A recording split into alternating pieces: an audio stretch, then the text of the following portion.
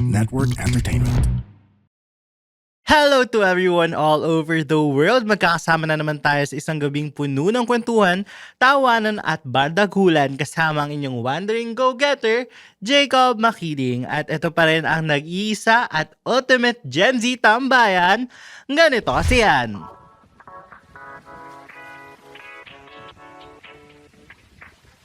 Hello, Podmates! And hello, everyone all over the world. Welcome to my solo app. I don't know. Nagkaroon ako ng solo app. I don't know, never pa ako nagkaroon ng solo app, kaya iba yung kaba ko today. And for this week, hindi muna natin makakasama si Lance. And yeah, so for this year-ender, isa sa mga una nating year-ender ay tatapusin natin ang year with a bang dahil marami ang nangyari this year sa GKY. GKY underwent a lot of seasons.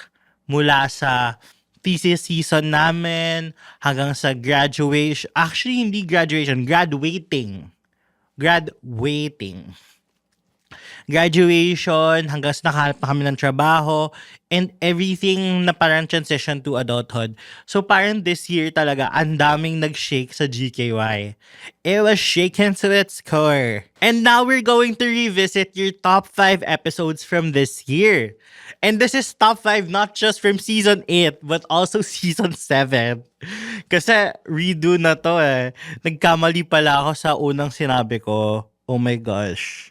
So, your top episode is actually hindi pa ganun ka-accurate yung nasa Spotify rap. Kaya actually nagulat din ako na kasi I was already expecting na alam ko na winner by a milestone tuloy, by a landslide, yung Behind Emma's Grandest Comeback na episode with Miss Grand International 2025, Emma Mary Zigla. Pumiyok. Nagbibinata. Hagala siya, oh.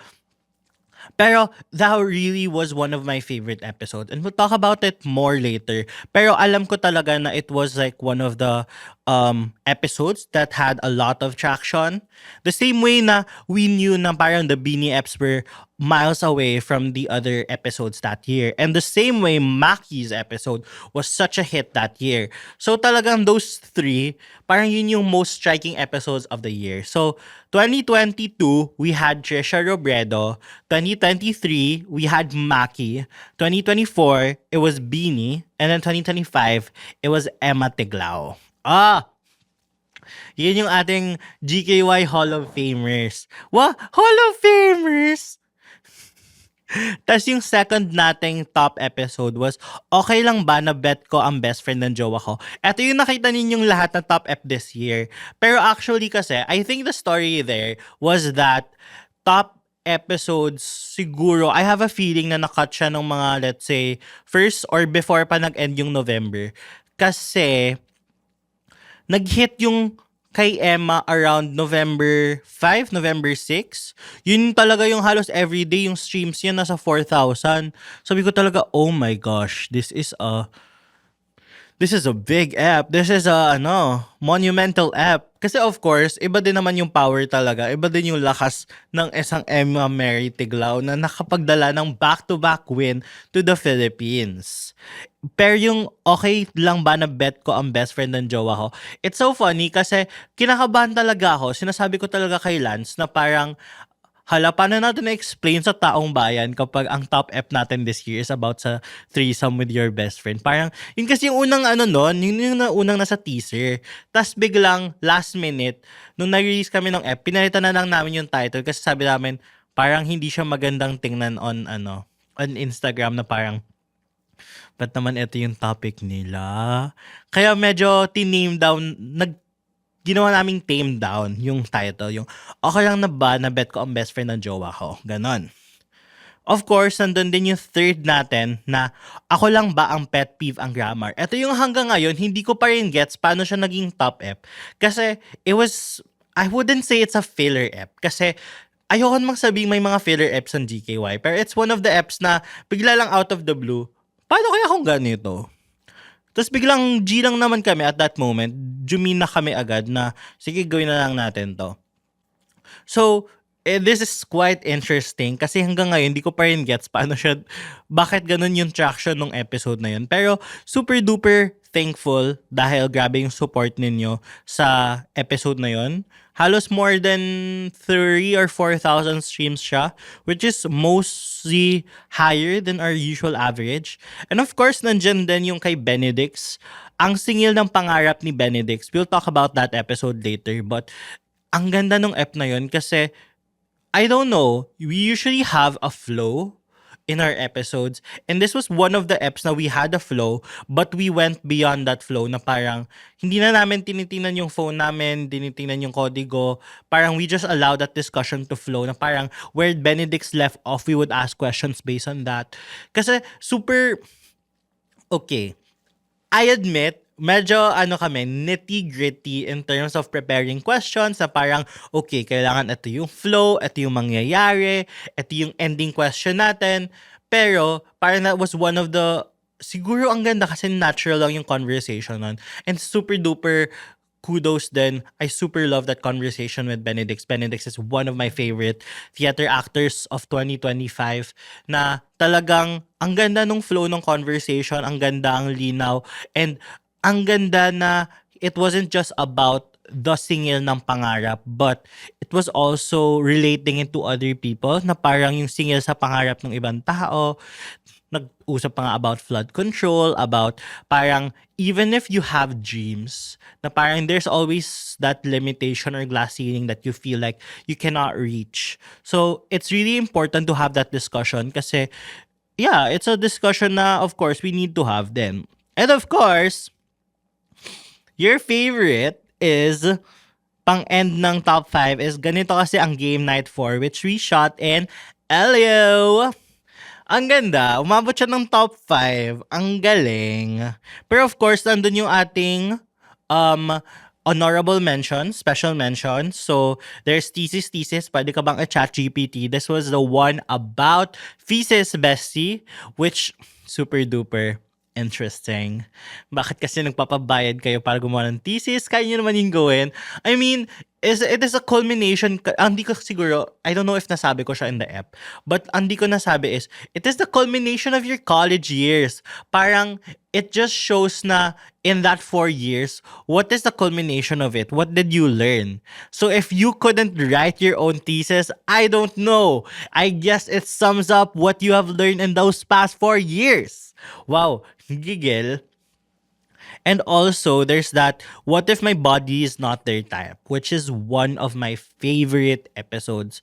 Like, if you ask me episodes na I want na ulit-ulitin or gawin pa ulit ng GKY, what if my body is not their type is one of my favorites. Kasi, one of the reasons why I like it is that it talks about something very, very personal, very something that I was vulnerable about, and I'm so happy that we were able to talk about it.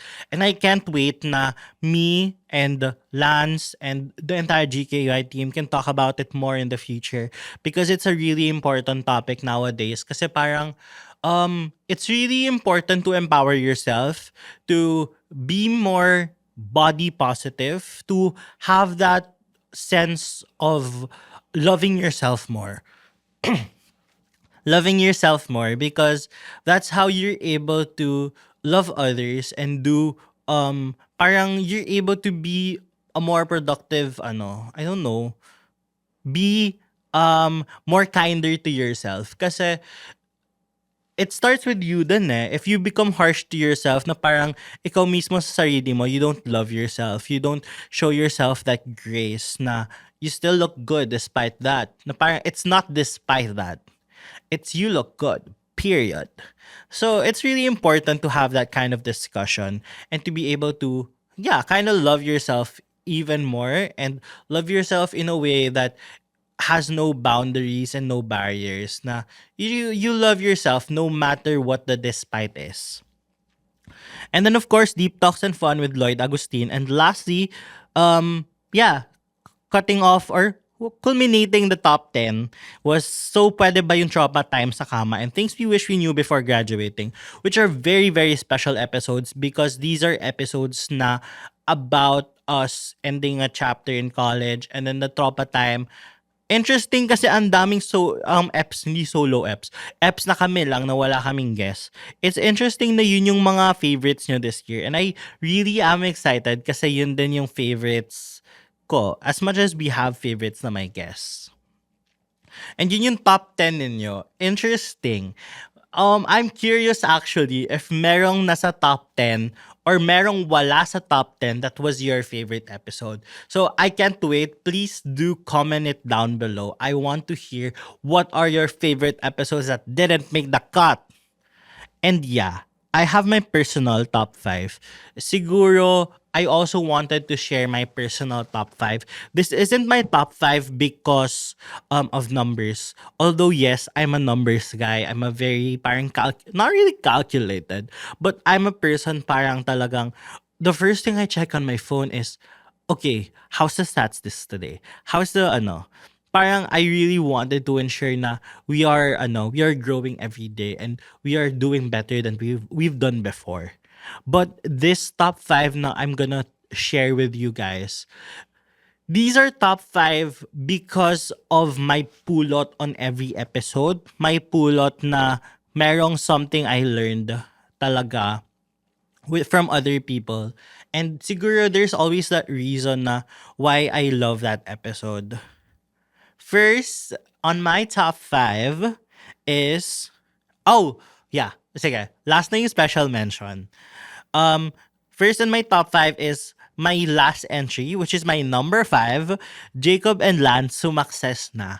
Siguro why it's my favorite is it was a culmination of a long era. You guys have seen me throughout my college year, so that was like 5 years, and now we're entering the 6th year of GKY. So I'm really, really grateful na I was able to share this journey with you guys. I've shared kapag pagod na ako. You've seen me burn out. You've seen me tired with all the org work and everything. And I'm glad na you were able to share that. I was able to share that journey with you guys. And you were able to be with me despite that, na parang it's a big accomplishment na nagawa ko siya while being a student. Na naging student leader kami, naging estudyante kami, we were holding different, or we were wearing different caps throughout those 4 years. And to be able to say na sumakses kami, na umabot kami at this point na nakapag-submit kami ng thesis, we graduated with honors, we accomplished all this throughout our 4 years. To be able to say that is something really, really special. And it will hold a very, very special place in my heart talaga. Number 4. Oh my gosh. Bakit may pag-asa tayo this 2025? I think a lot of people share the same sentiment naman, but it's time to be more smarter. Not Paano really smarter? strategic. In what way? I don't know if you would agree with this. Na parang a lot of people don't see the point, or parang did not see the vision on Nenny's endorsement. Uy, pero sa sample ballot ni Lenny, hindi niya sinabi mga Yeah. in-endorse niya. Pero go. But I see merit in terms of that decision. Bakit? Kasi I feel like with kasi you don't question someone with the numbers from the inside. Kasi, and knowing the numbers from the inside, the what she's playing around with, she knows she's just playing around 11, 12, 13, and 14. If we did deliver and we did help her with that, we could have pulled down 10, 11, 12. Not just Aimee. I feel like this episode is one of our very political episodes. This was one that we shared after the 2025 senatorial elections, where 2 of our bets made it as senators, Kiko Pangilinan and Bam Aquino, and we got we got party lists also. We were able to bring Congresswoman Laila De Lima and Shell Jokno to the House of Representatives, so to the Congress. So it's a good episode, or it's one of my favorite because it was a story of hope talaga. Na parang it's a culmination of, I remember we did this 2022 series wherein we talked about like the campaigns. We talked about like we had this letter nung 2022 era na parang what if may mga relatives ka na ganito and all that. And then I think it culminated with Trisha Robredo when we were able to interview her. And that was like GKY's first peak. So thank you so much, guys. Those who were part of that era. Yeah. I guess we were able to see hope, and we were able to see na parang there's progress from where we were in 2022. We were able to see na parang yung mga ginawa natin nagkaroon ng impact, nagkaroon ng fruits, na parang nagbunga lahat ng efforts na ginawa natin noong 2022 na magpamulat, humawig, yeah, and to share the news, to make people more aware, and to be more politically aware. So I feel like that's a really important episode because we were able to talk about what worked for us as, I don't know, opposition candidates, as independent candidates, how our bets were able to make it, and of course use that as leeway na parang how are we going to move forward from this? Na parang how are we going to use this win in order to further strengthen the block of the opposition, of the liberal, not really liberal, but that side of the opposition, because we know there's an opposition side that parang we aren't really we aren't agreeing with. So let's be honest. So on the other side of the opposition, yeah. That's really an important episode. And of course, Benedict Ramos, ang singil ng pangarap ni Benedict. It's really not something that after you watch it, sisigaw ka na or lalaban na naman. Pero it will really definitely ignite something in you. Na para mapapatanong ka, uy, pwede pala yun eh. Uy, may mali pero all this time, tinatanggap na lang natin siya. May mali sa sistema pero all this time, nagiging okay na tayo doon dahil nakasanayan na. Dahil akala natin, nasa batas yung ganito. It's because wala tayong masyadong alam sa batas. It's because we are not being educated with our rights. Like, 'di ba, parang basic rights lang din natin. Minsan ang hirap ng ang hirap ng i-enumerate. If you're going to ask me if you're going to ask Bill a of person, if you're going to ask a person what their basic rights are, siguro hindi nila 'yon masasagot ng lahat. Kaya ang dali nilang masindak. Ang dali nating matakot at itikom ang bibig natin kasi hindi natin alam kung ano yung mga karapatan natin. Why I love that episode was that it was just something heartwarming na to see the story of someone who dreamed and who thought na parang there's a ceiling to their dreams. Parang feeling ko makikita nyo tong pattern dun sa top 3 ko. Oo. Kasi there's a reason why I put Benedict on number 3. It's because parang as someone who also struggled a lot with parang first body image, industry rejections, it really struck me how much parang he put in the work talaga to make it happen. And nilaban niya talaga na parang, okay, from Baguio to Manila, and ever since noon, not that he never looked back, but parang everything continued from there. So I'm really excited then for what's up for Benedict's journey. And it's really nice to see stories like this of people who went out of their way or parang who really fought for their dreams, because these are people and Benedict is such a talented actor. He's such a great singer, and I really hope that the industry really sees and gives more opportunities to talented individuals like him, because Benedict is so underrated talaga. Next is Emma Mary Tiglao. Honestly, magugulat kayo na ito lang yung second favorite ep ko of the year. You know what? A lot of international fans really loved that gown. Kasi kakaiba siya. Ibang dating. Ako, hindi pa ako nakapagsuot ng ganun din. So parang, before ko mabasa yung phone ko, after the competition, the preliminary competition, I was really, really happy because I know that I did my best, my 200%. And I just love that color. I just love the gown. Feel ko lang din talaga siya. And then, nung pagbasa ko ng phone ko, doon ako medyo nalungkot kasi a lot of Filipinos pala hindi sila natuwa doon. Pero I hope that we value everyone's effort. Kasi hindi lang yun na basta pinasuot lang eh. Parang ang dami ding nag-effort with that gown. Sana in everything na i-showcase natin, bina-value din natin, ina-appreciate din natin yung work ng bawat isa, the designer, the stylist, the team, the girl who wore it. One of the reasons why I love this episode is actually may mga nagtatanong sa akin na parang hindi ba out of brand na nagpa-pageantry ang GKY?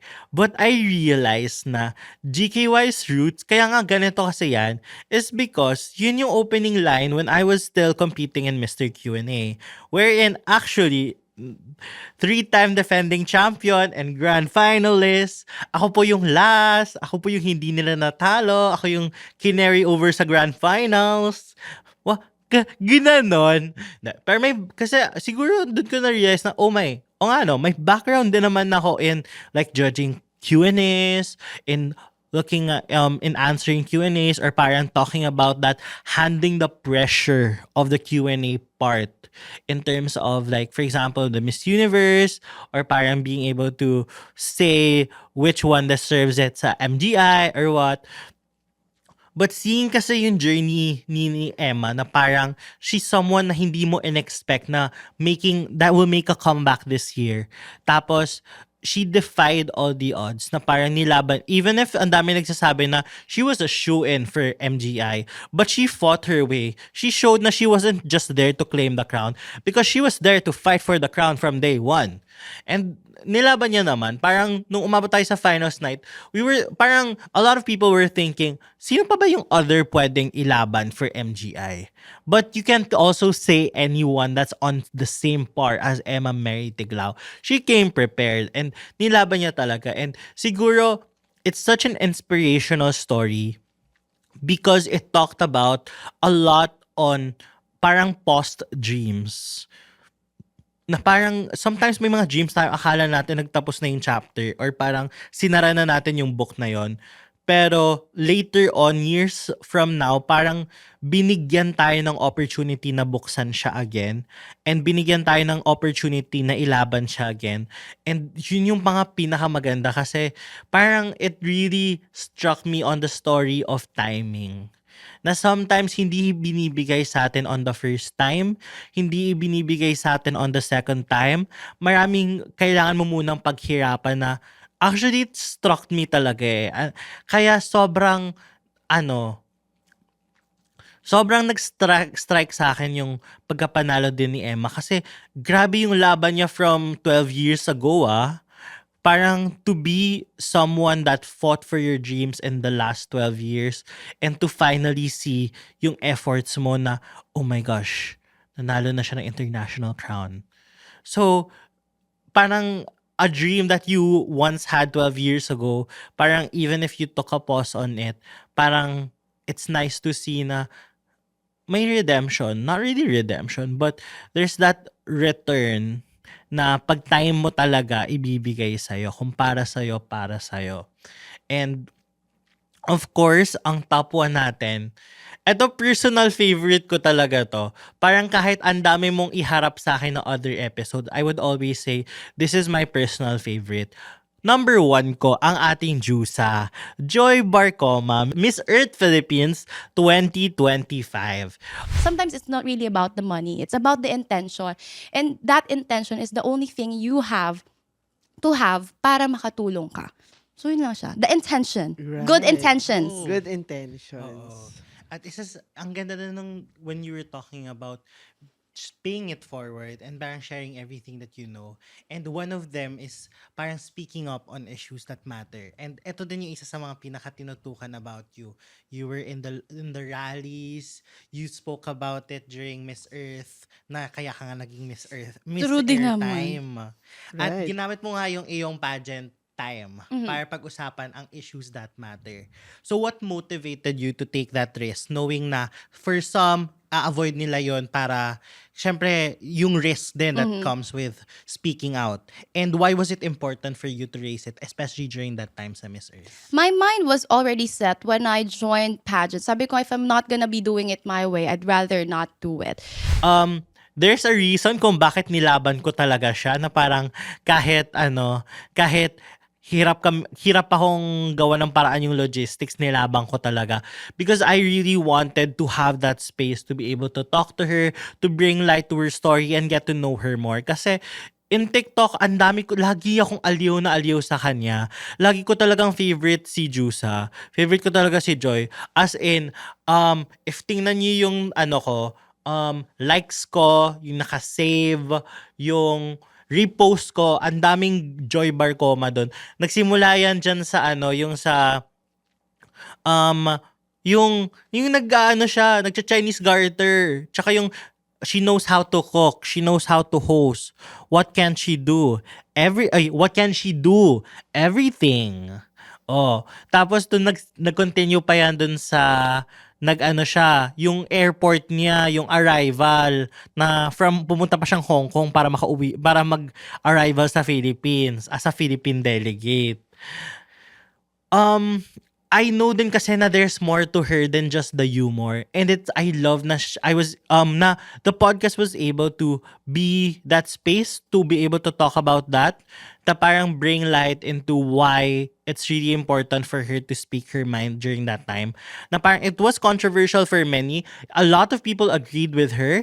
And it's really important to bring light to that na even if hindi ito yung mold, even if hindi ikaw yung mold, even if hindi popular decision yung ginawa mo, yun yung tama yun yung espasyo mo to talk about something related to environmental conservation. What is the better platform to talk about the environmental issues that your country is facing than the Miss Earth Philippines stage? Miss Earth stage, wherein you talk about environmental protection. You're talking about the planet. So parang for me, I do think that it's really important. And I think she's one of the queens that brought light and was the shining beacon of 2025 na parang, pero actually lahat ng queens natin this year talagang pasabog, from Krishna to Emma to Atisa to Joy to Tara, sino pa ba? To Mirna. Actually, I wanted to talk to all 6 of them. Kaya nananawagan na po ako, Miss Atisa Manalo, tsaka Miss Tara Valencia, Krishna Gravides, and sino pa ba? Si Mirna Esguerra, Miss International. Hi po, if open po kayo, bukas na po ang himpilan ng GKY. And that was like my top 5. And ang dami ko natutunan this year from GKY na parang I would love to continue next year. Kasi GKY, ang daming niyang naging space lang for discussion Ang daming, parang, siguro, ang daming pop culture discussions pa rin sa GKY. But I love how GKY this year was able to bring forth life stories. Na it was inspirational in a way na we were able to kaya yun yung top 3 ko It was inspirational talaga. Something na, I know, kung aalamin nyo lang kung gaano kung ano yung biased opinion ko, this wouldn't be my top 5. But on the top 5 of what inspired me the most, what kept me going every single week, these are my top 3 talaga. Because what I like about GKY this year, what made me enjoy the show this year was that how it was able to be a platform, how we were able to share stories of people who tried so much in life, how there were people that really did so well in their life, and parang the struggles of getting there, because sometimes it's not just about the success, it's about the journey that led to that, na sobrang nakaka-proud how people came from their humble beginnings, or parang struggling to make it work for their dreams, and how they were able to make it happen despite all the challenges, all the hurdles. So I'm so excited for what's to come in GKY. And of course, may special mention ako. Oo. Alam ko magiging controversial to. Pero sasabihin ko na, one of my special mention episodes is Albert Raquenyo and Aiki. Yeah. Relationship related naman siya, and I feel like it's a good conversation, because parang ang daming misconceptions din eh. Ang dami din nating pinag-uusapan na parang ang dami din natin sa GKY this year na parang threesome, ang daming kunwari couples na parang pwede bang mag-entertain ng kaibigan, ganon. So parang parang we put light into those relationships in that way.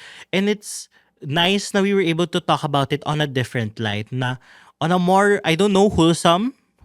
Kasi totoo din, yung parang 1 year is 10 years in gay. 1 year in gay relationship is 10 years in human speak. So yeah. Okay. At of course, pag-uusapan naman natin ang top guest natin for this year. Oo. Of course, nandyan yung yung two beauty queens natin, Emma Tiglao and Joy Barcoma. And I really can't wait to know more, to talk to different different beauty queens more next year. Of course, my favorite actually, Momshi Jules and Marvin Agustin. Super favorite ko yung XX Lovers this year. One of my favorite films I've watched. And I was really happy na nagkaroon kami ng opportunity to talk to Momshi Jules about it. And parang the reunion project, wala lang. Para siyang fulfilling. Kasi napapanood ko siya sa Magandang Buhay, nakikita ko siyang mag-host, tapos being able to be the one interviewing someone as legendary as Jolina Magdangal. That's something! That's very much something! And I am so excited. I'm so happy na, like, ang iconic nung love team nila, and to be able to be given the opportunity to interview them at that point for a promo. I'm so happy talaga pag may nag-reach out for promo and nag-trust na brand sa amin for like to promote their like musical, their albums. Super duper thank you. Of course, another promo, Open Endings. One of my favorite movies also of this year. Super duper favorite. I wasn't there. I wasn't there in the episode, but I was there in the recording, and I was listening, and I was like, okay, clap, snap. Ano ba yun? Wait, di ba yung pag you agree with the yung ganon. Basta, yung ganong action, ang dami kong agreements and everything that they said. And ang ganda nung delivery nung movie, ang ganda nung advice nila. And I really enjoyed watching Clea, Janella, Jasmine, and Lian just talk about relationships. And ang ganda, parang, in fairness, ang ganda nung discussion kasi na-tease pa rin ako dun sa movie, even if they said like ganito ito yung character nila and all that. I'm so excited. Parang I got so excited pa rin. And kaya binalikan ko din yung episode na yun after watching the movie. Yes. And of course, my top guest this year. Magpapaka-bias na ako kasi guest naman to, hindi naman to episode. So, one of my favorite guests is my 4-year streak already in Spotify top artist, BGYO. Aces of Pop, ganon. Winner.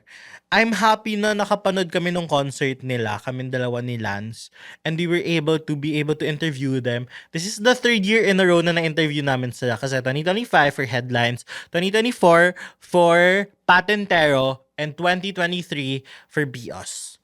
So, ang ganda, and I'm so thankful to their management. Thank you so much po sa buong BGYO team po, sa kanyang manager po, sa kanyang RM, sa lahat po ng team, and BGYO, Akira, JL, Mickey, Nate, Jello, thank you so much for trusting GKY. Grabe. And wala lang, parang I'm just always so happy to be interviewing artists, parang to talk to people na I believe in, I trust, and parang those who I really support. Kasi I think that's one thing that makes GKY special is that, no shade ha, wait lang, no shade. Ano lang to, I think that's something that really makes me happy about doing GKY. It's not just I'm saying yes to every single opportunity out there, or parang we reach out to every single opportunity. Parang, oh, may movie dito, okay, reach out tayo. Oh, may movie dito, may offer dito, accept tayo. Parang, yes, sometimes we do. Sometimes we love, sometimes we are excited about the people we that reach out, but a lot of the times these are people we are so excited about, na parang hearing about this, oh my gosh, I can't wait, I wanted to do this. Parang it's something that always makes you want to get up and do it. Parang there's something always so exciting about GKY, and I can't wait to do so much more next year.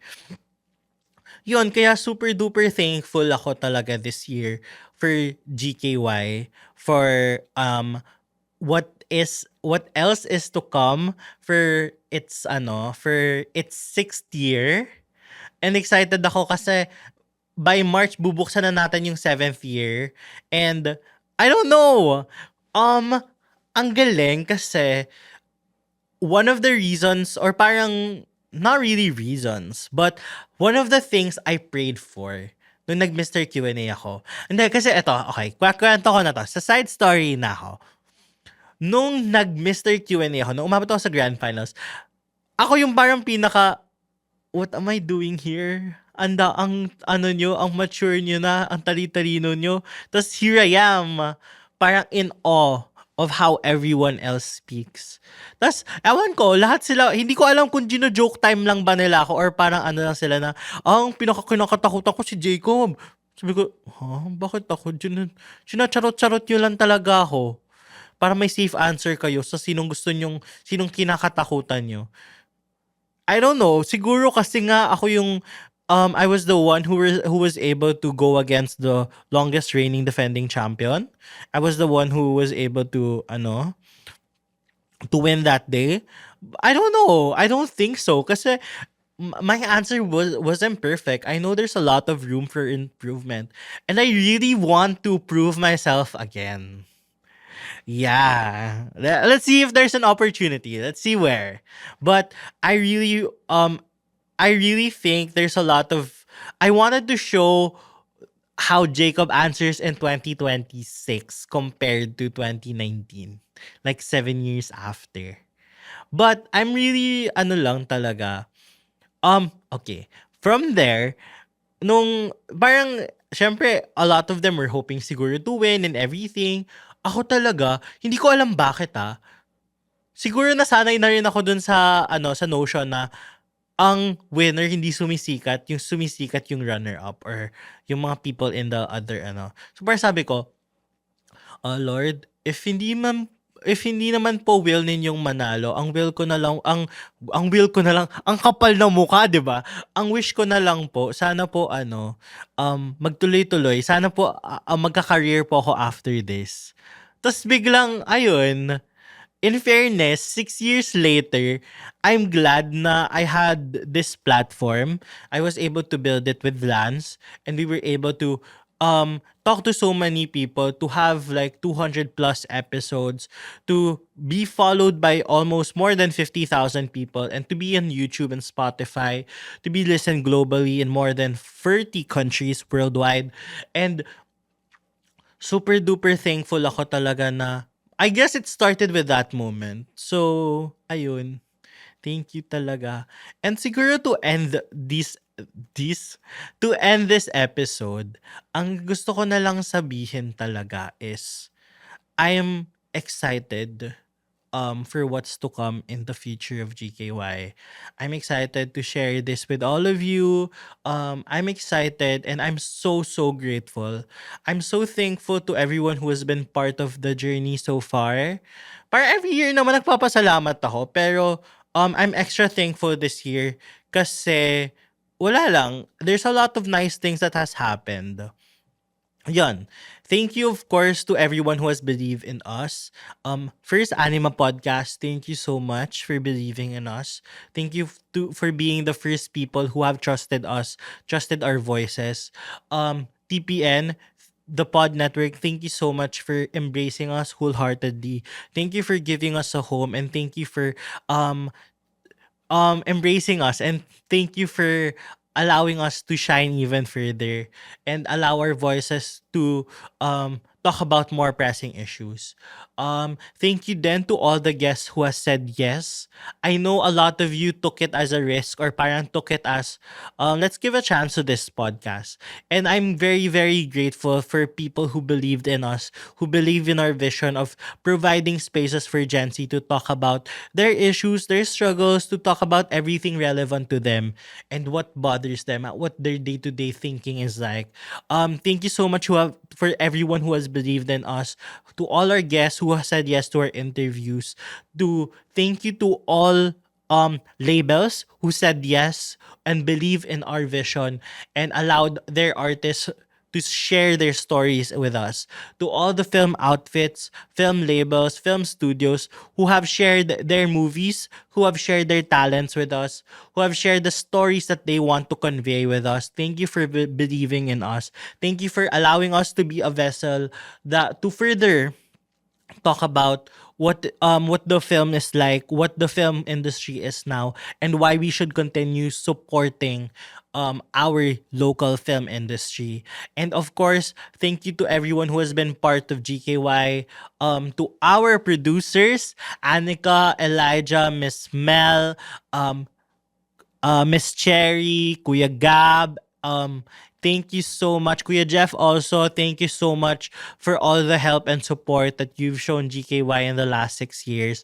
And of course, to people who have been part of GKY, Vince, thank you so much for being part of GKY even for such a great time. We were able to share a lot of stories and be a great to be a great vessel of hope and inspiration, especially in the time of pandemic.